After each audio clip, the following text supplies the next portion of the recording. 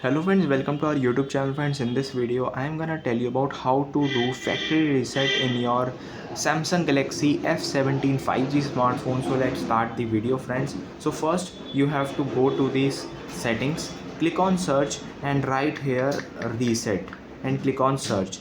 So click on reset, scroll down. So here it will be showing the factory data reset. By doing this will erase all data from your smartphone including your Google account, system, app data, photos, videos, setting, everything, contacts. And if you have set SD card, just remove it, so it will clear all data from the SD card also. And if you have Google account, just first backup your photos or videos. After that you have to click on reset and it will reboot your smartphone and clear all the data from your smartphone. I hope you like this video. If you like this video, then subscribe to our YouTube channel for more helpful tips and tricks videos. See you next time.